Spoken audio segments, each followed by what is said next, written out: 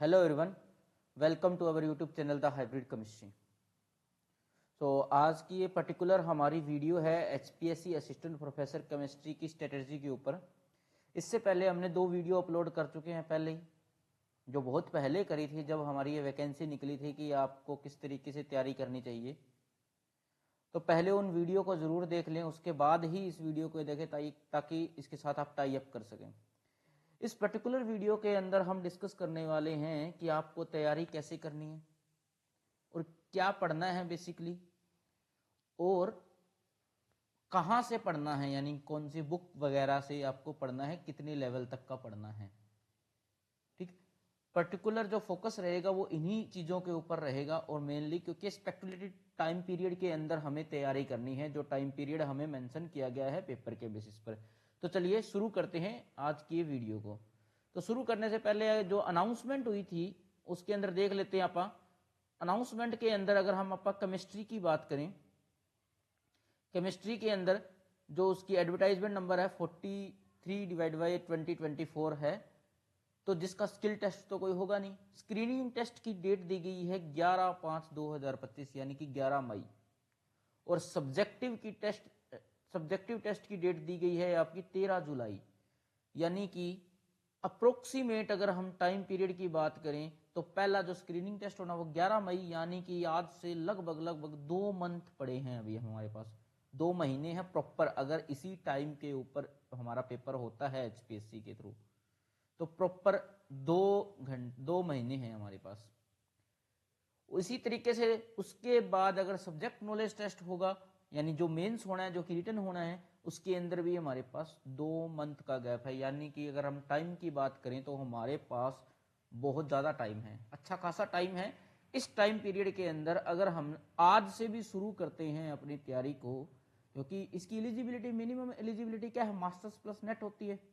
अगर किसी बच्चे ने नेट क्लियर किया है तो उसको पर्टिकुलर नॉलेज है उस टॉपिक की, तो वो इस 2 मंथ के अंदर ही अपने आप को तैयार कर सकता है पेपर के लिए, अच्छे कंपटीशन के लिए। ठीक है, क्योंकि इस पेपर में कंपटीशन बहुत अच्छा मिलेगा आप लोगों को, तो आपको तैयारी भी उसी लेवल की करनी है, काफ़ी अच्छे लेवल की तैयारी करनी है ताकि आप उस कंपटीशन को बीट कर पाओ। ठीक है, तो अगर तैयारी की बात करूं तो सबसे पहले हम देखेंगे सिलेबस के बारे में। ठीक है, इससे पहले एक स्ट्रेटजी की फर्स्ट वीडियो मैंने डाली थी, उसमें मैंने ना पूरे सिलेबस को डिस्कस किया था कि इस सिलेबस में कौन सी चीज़ कहाँ से पढ़नी है, कितनी पढ़नी है। ठीक है, उसी के कंटिन्यूशन के अंदर अगर मैं बात करता हूं, देखो जैसे इनऑर्गेनिक केमिस्ट्री के अंदर कितने टॉपिक हैं। इनऑर्गेनिक केमिस्ट्री के अंदर 12 टॉपिक है, फिजिकल केमिस्ट्री के अंदर इन्होंने टॉपिक दिए 14, और ऑर्गेनिक केमिस्ट्री के अंदर इन्होंने टॉपिक दिए हैं लगभग 13, और 5 टॉपिक है मिसलेनियस के, इंटरडिसिप्लिनरी के। ठीक है, तो लगभग टॉपिक की बात करें तो अप्रोक्सीमेट 25 कितने हो गए, 30-35 टॉपिक ये हो गए।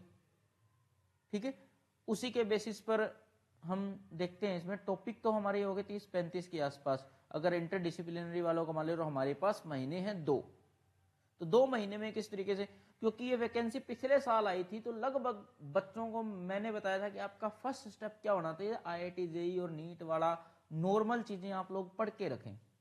तो वो मान के चल रहा हूं कि वो सबने उस तरीके से तैयारी कर ली होगी अच्छे से। अब बात उठती है कि प्रैक्टिस की, कि प्रैक्टिस कहाँ से करें हम। मान लो आपने कंटेंट को पढ़ लिया, कंटेंट आपके पास पूरा कंप्लीट है, पढ़ लिया आपने जो भी आपके पास टॉपिक थे। अब जब तक आप प्रैक्टिस नहीं करोगे तो आपको पता कैसे चलेगा कि आपको आता है या नहीं आता है। तो आपको प्रैक्टिस करना बहुत जरूरी है, ज्यादा से ज्यादा क्वेश्चन आप लगाओगे तो वो क्वेश्चन आप कहां से अरेंज करोगे। ठीक है, जैसे पहला टॉपिक आपका केमिकल प्यूरिडिसिटी, तो केमिकल प्यूरिडिसिटी है ना, ये आपका सिर्फ और सिर्फ 11th और 12th का टॉपिक होता है, यानी कि आपका स्कूल लेवल का जो टॉपिक होता है ना वही लेवल है इसका।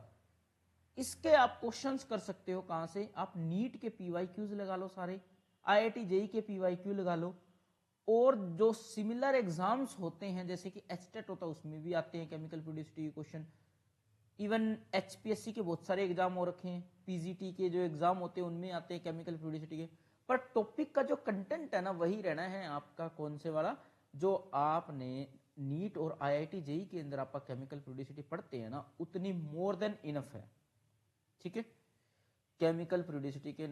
और इसके जो पर्टिकुलर जो नोट्स थे वो मैंने एक दो को बच्चों को मेल भी करे थे केमिकल फ्लूइडिसिटी के, कि भाई कितना कंटेंट आपको पढ़ना है। उसके अंदर ज़्यादा तो नहीं, 80% कंटेंट था केमिकल फ्लूइडिसिटी का, क्योंकि कुछ क्वेश्चंस भी उसके अंदर फ्रेम हो सकते हैं। वो चीज़ें मैंने मेल करी थी, एक दो बच्चों को मेल आए थे। ठीक है, तो आपको बस ध्यान रखना है, कंटेंट आप कहीं से भी पढ़ो, आप एनसीईआरटी पढ़ लो, चाहे आप जेडीली पढ़ लो, इनऑर्गेनिक की बात कर रहे हैं तो ये जो लेवल, इसी लेवल की बुक होती है। बट आपका मेन मोटिव क्या होना चाहिए, आपसे क्वेश्चंस बनने चाहिए। जो क्वेश्चंस आए हुए हैं, अगर वो क्वेश्चन आपसे लग रहे हैं तो आपने जो पढ़ा है वो ठीक ठाक पढ़ा है, ऐसे ही टेस्ट होगा आपका। अगर आपसे क्वेश्चन नहीं लग रहे हैं तो जो आपने कंटेंट फॉलो किया उसमें कमियां हैं। ठीक है, ये चीज आपको ध्यान में रखनी है केमिकल फ्लूइडिसिटी के अंदर। उसके बाद बात करते हैं स्ट्रक्चर एंड बॉन्डिंग, यानी कि वेस्पर थ्योरी। अब वेस्पर थ्योरी के अकॉर्डिंग स्ट्रक्चर यानी कि हाइब्रिडाइजेशन वाला कंसेप्ट, ये कंसेप्ट भी हमारा 11th क्लास के अंदर आ जाता है। तो ये भी आपको आईआईटी जेईई और नीट वाला जो है ना वही चीज पढ़नी है इसके अंदर, उसी के अंदर आ जाता है, तो वही चीज आपको अच्छे से पढ़नी है। ठीक है, अब ये जो टॉपिक है ना आपका नेट गेट में भी आता है, इवन आईआईटी जैम में भी आता है, तो उसके क्वेश्चंस भी आप लगाओगे इसके अंदर से, क्योंकि केमिकल बॉन्डिंग के क्वेश्चंस वहां से भी लगाओगे आपको। क्योंकि इसके अंदर हम अज्यूम करते हैं कि क्वेश्चन आईआईटी लेवल का ही आना है, यानी कि वो क्या पूछेगा, वो पूछेगा शेप पूछेगा, स्ट्रक्चर पूछ लेगा, ज्योमेट्री पूछ लेगा, आइसोस्ट्रक्चर्स है या नहीं है, इस टाइप्स के क्वेश्चंस पूछेगा। अगर वो स्टेटमेंट बेस्ड क्वेश्चन पूछना हुआ तो उसको बीबीटी के ऊपर स्टेटमेंट बेस्ड क्वेश्चन ये एग्जिस्ट करता है नहीं करता, इस टाइप के नॉर्मल क्वेश्चंस यहां से वो फ्रेम करेगा। और आपको ये भी ध्यान रखनी है, क्वेश्चन वही होगा जो 1 या 1.5 मिनट के अंदर आपसे सोल्व हो जाए देखते ही। कोई हार्ड क्वेश्चन नहीं आएगा जिसके अंदर आपको बहुत सारी कैलकुलेशन करनी पड़ रही है, टाइम लग रहा है, क्योंकि टाइम की लिमिट होती है और क्वेश्चन सारे केमिस्ट्री से ही आने हैं, 2 ही घंटे का टाइम होता है, तो उसी के अंदर अपने को करने हैं, 100 क्वेश्चन करने हैं अपने को। तो उस हिसाब से भी आपको देखना है, किसी क्वेश्चन में टाइम लगता है ना, बहुत सारी कैलकुलेशन, वो क्वेश्चन नहीं आते हैं। मेरे कहने का मतलब ये है कि आप जैसे क्वेश्चंस करते हो ना, जैसे आपने नेट के क्वेश्चन, गेट के क्वेश्चन, उन क्वेश्चंस को आंखों के आगे से एक बार निकाल जरूर दो। कई बार जो क्वेश्चन जो उठाएंगे ना एज इट इज उठाएंगे विद ऑप्शन, आपका क्वेश्चन आंखों के आगे से निकला हुआ होगा ना, आपको ऑप्शंस जरूर याद रहेंगे उसके, कि हाँ भी इसका आंसर ये था, भले ही आपको आता ना हो पर आंसर जरूर याद रहेंगे। तो ये चीज आपको थोड़ा ना एक साइकोलॉजिकल फैक्टर होता है, इसके ऊपर भी ध्यान देना है आपको। ठीक है, उसके बाद अगर आप बात करें concept of acid base hard, ये आप जेम्स हुई से पढ़ सकते हो। थर्ड जो टॉपिक है एसिड बेस का जो कंसेप्ट है जेम्स, या फिर आप ग्रेजुएशन की कोई भी बुक उठा लो जो नॉर्मल जो स्टेट यूनिवर्सिटीज में लगती है ना, उसके अंदर भी acid base hard soft base concept आ जाता है ये। ठीक है, बीएससी फाइनल ईयर के अंदर आता है जनरली, अगर हम हरियाणा की बात करें तो बीएससी फाइनल ईयर के अंदर ये हार्ड बेस एसिड, ये कोई भी बुक उठा लेना। बस थोड़ी सी चीज ये देखनी है, अगर आप लोकल बुक उठा रहे हो ना उसमें कहीं प्रिंटिंग एरर बहुत ज्यादा मिलेंगे आपको, वो चीज आप थोड़ी सी मेंटेन करके चलना कि आपको उसकी नॉलेज होनी। ठीक है, ये चीज आप देख लेना, आपको ये जीडीली में मिल जाना चाहिए। आपको ये जेम्स हुई के अंदर काफी अच्छा दिया हुआ है, अगर आप थोड़ा नॉलेज की बात करो जेम्स हुई में बहुत अच्छा दिया हुआ है क्वेश्चन। ठीक है, इसका प्रैक्टिस क्वेश्चन आप कहाँ से लगाओगे, आपको आईआईटी जैम में मिल जाएगा, आईआईटी जैम नेट गेट वाले क्वेश्चन आप लगा सकते हो। जो जेम्स हुई के पीछे क्वेश्चन मिल जाएंगे, किसी भी इनऑर्गेनिक की बुक उठा लेना जिसमें पीवाईक्यू ये जो ऑप्शन टाइप्स क्वेश्चंस दिए हुए होते हैं वो उठा सकते हो आप। ठीक है, इसमें नॉर्मली क्वेश्चंस ऐसे फ्रेम होते हैं कि हार्ड एसिड कौन सा है, सॉफ्ट बेस कौन सा है, और ये बॉर्डर लाइन बेस इनमें से कौन सा है। नॉन एक्वस सोलवेंट की रिएक्शंस पूछ ली जाती है, नॉन एक्वस सोलवेंट के अंदर जैसे अमोनिया के अंदर रिएक्शन, अमोनिया के अंदर एसिडिटी ऑर्डर कौन सा होगा, कौन सा स्ट्रॉन्ग होगा, एसिड बेस के कंसेप्ट के ऊपर ये ब्रोंस्टेड एसिड है या नहीं है, इसका कॉन्जुगेट एसिड क्या होगा, इस टाइप के मतलब सिंपल क्वेश्चन होंगे जो आपको आते होंगे, कोई हाई फाई लेवल नहीं होगा। उसके बाद आ जाते हैं आप main group element and there compound. Compound की बात करें तो एलोट्रोपी का concept, synthesis, structure. Main group के अंदर structure, bonding and industrial importance of the compound. अब जैसे मेन ग्रुप वैसे तो बहुत बड़ा है, आपको जनरली मेन ग्रुप में पढ़ना क्या है, आप मेन ग्रुप किसको बोलते हैं, जो एस और पी ब्लॉक होता है ना उसको आप मेन ग्रुप कहते हैं। ठीक है, एस और पी ब्लॉक को आप क्या कहते हैं, मेन ग्रुप कहते हैं। तो इसमें ना जनरली आपको जैसे एक तो अल्कली मेटल हो गया, अल्कलाइन अर्थ मेटल हो गया, और पी ब्लॉक वाले हो गए। ठीक है, इसमें सबसे इंपॉर्टेंट तो जिनोन वाला जो होता है ना, इंटर हेलोजन कंपाउंड्स वाला, और जिनोन वाला उनकी स्ट्रक्चर वगैरह देख ली, और जितने भी ऑक्सो एसिड्स बनेंगे इनकी स्ट्रक्चर, नाइट्रोजन के ऑक्साइड के से फॉस्फोरस के ऑक्साइड्स की स्ट्रक्चर्स वगैरह बनानी आनी चाहिए आपको। और जो ये अल्कली मेटल होते हैं इनका जो वो होता है ऑर्डर, स्टेबिलिटी ऑर्डर के बेसिस के ऊपर, स्टेबिलिटी ऑर्डर जो आप लैटिस एनर्जी और हाइड्रेशन, वो जो फजांस रूल से आप इसका स्टेबिलिटी, थर्मल स्टेबिलिटी का ऑर्डर लगाते हैं, ये वाला कंसेप्ट आपको आना चाहिए, थर्मल स्टेबिलिटी का ऑर्डर लगाना। और मेन ग्रुप में आप क्या करते हैं, मेन ग्रुप के अंदर जैसे बेस और अल्कली में क्या डिफरेंस होता है, बेस और अल्कली के अंदर दोनों में डिफरेंस होता है। और अगर हम बात करें इसके अंदर पी ब्लॉक के अंदर नाइट्रोजन के ऑक्साइड्स वगैरह में बता दिया मैंने, फॉस्फोरस के ऑक्साइड, और कार्बन की एलोट्रोपिक के अंदर जैसे ग्राफीन होता है वो कंडक्टिव शो कर, ये आपको टॉपिक कहाँ मिलेगा? अच्छा, जेडी ली के अंदर काफी अच्छा दिया हुआ है, क्योंकि जब हम डीयू में थे ना, हमने ग्रेजुएशन के अंदर हमारा मेन ग्रुप तो हमने जेडी ली से पढ़ा था उस टाइम पे, तो जेडी ली के अंदर काफी अच्छा मिल जाएगा आपको। ये जेडी ली को एक बार फॉलो जरूर करना है, इसके लिए मेन ग्रुप के लिए काफी अच्छा कंटेंट मिलेगा आपको उसके अंदर। नहीं तो आप हाउस क्राफ्ट नाम की बुक, उसके अंदर भी कुछ दिया हुआ है, इसके अंदर थोड़ा थोड़ा आपको मिलेगा, एक आधी चीज मिल जाएगी उसके अंदर, ठीक है। उसके बाद है ट्रांजिशन एलिमेंट।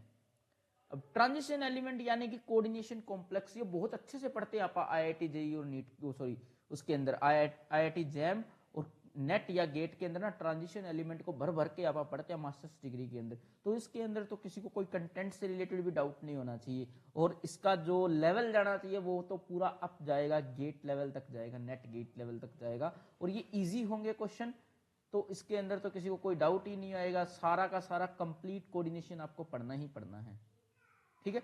मेनली आपको उन चीजों पर फोकस करना है, जैसे स्ट्रक्चर वाला पार्ट हो गया, बॉन्डिंग थ्योरीज होंगी, ठीक है, थ्योरी जो अपन पढ़ते सीएफटी होगी, ये होगी, ये सारी थ्योरी पढ़नी, मैग्नेटिक प्रॉपर्टीज हो गया, reaction mechanism, inner sphere outer sphere, ये कंप्लीट पढ़ना है आपको। उसके बाद आ जाता है इनर ट्रांजिशन एलिमेंट यानी कि एफ ब्लॉक। एफ ब्लॉक के अंदर जनरली लेंथेनाइड और एक्टिनाइड, देखो इसके अंदर से डेफिनेटली मैं एक क्वेश्चन अभी बोल देता हूं आपको, इलेक्ट्रॉनिक कॉन्फ़िगरेशन का क्वेश्चन डेफिनेटली 90% चांस है किसके, किसी के अभी पूछ सकता है आपसे, लेंथेनाइड का पूछ लो और एक्टिनाइड का। लेंथेनाइड की इलेक्ट्रॉनिक कॉन्फ़िगरेशन लिखते हैं तो ध्यान रखना F1 और F8 एग्जिस्ट नहीं करता है, एक्टिनाइड के अंदर F1, F5 और F8 एग्जिस्ट नहीं करता है, ठीक है। ये चीजें आपको ध्यान में रखते हैं, इसी के बेसिस पर उनके एफ में कितने इलेक्ट्रॉन हैं, उनके बॉन्डिंग में कितने इलेक्ट्रॉन इन्वॉल्व है, इस टाइप के क्वेश्चंस जरूर पूछ जाएंगे। इसके ऊपर ज्यादा थोड़ा सा ना हम इनको इग्नोर करके चले जाते हैं, इसके ऊपर ध्यान देना है, सारे क्वेश्चंस इसी से बनेंगे मैग्नेटिक प्रॉपर्टीज वाले, ठीक है।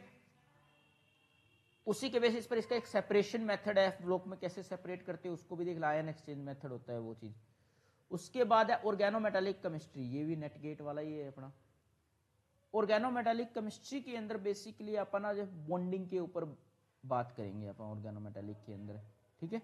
ये चीज अपने को देखनी है, इसके अंदर जैसे बीटा एलिमिनेशन वाले जो है नेट के क्वेश्चंस आप इसके लगा लेना भी लगभग। और ऑर्गेनोमेटालिक कंपाउंड के अंदर इसे केजी जो ये क्लोजो, नीडो, रैक्नो, ये क्वेश्चन आने ही आने, क्या होंगे क्लोजो, इनको चेक करना आपको आना चाहिए, क्लोजो, नीडो है, रैक्नो है, ये सारी चीजें। उसके बाद है एनालिटिकल केमिस्ट्री में जो हम इनऑर्गेनिक स्पेक्ट्रोस्कोपी पढ़ते हैं वो हमें आनी चाहिए, ठीक है। इसके ऊपर इसी बाकी आप छोड़ सकते हो, छोटा मोटा क्वेश्चन बाई चांस इधर उधर से आ गया, ये आप डिफरेंट पेपर करोगे ना, उनके अंदर क्वेश्चन एज इट इज मिल जाएंगे, वही ये उठा लेंगे, ठीक है। तो आप उनके ऊपर फोकस करना ही करना है आपको। उसके बाद अगर बात करें आप बायो इनऑर्गेनिक केमिस्ट्री की, तो बायो इनऑर्गेनिक केमिस्ट्री आपको जेम्स हुई में बहुत अच्छी मिल जाएगी, अदरवाइज मैंने इसके नोट्स भी कईयों को फॉरवर्ड करे थे बायो इनऑर्गेनिक केमिस्ट्री के, उसमें देख सकते हो। बाकी आप जेम्स हुई बुक से ज्यादा प्रेफर करो, ना कि किसी एक पर्टिकुलर की भाई मैं टेस्ट सीरीज ले लूँ या किसी का भाई नोट्स फॉलो कर रहे हैं। मुझे लगता है कि बुक से बढ़िया कुछ नहीं, आप बुक फॉलो करो, आपको सारी नॉलेज उसके अंदर मिलेगी ही मिलेगी, सारी चीजें निकलेंगी। उसके बाद बात करें कैरेक्टराइजेशन ऑफ इनऑर्गेनिक कंपाउंड, ये इनऑर्गेनिक कंपाउंड की कैरेक्टराइजेशन आपको स्पेक्ट्रोस्कोपी से करनी आनी चाहिए, ठीक है। उसके बाद बात करते हैं न्यूक्लियर केमिस्ट्री की।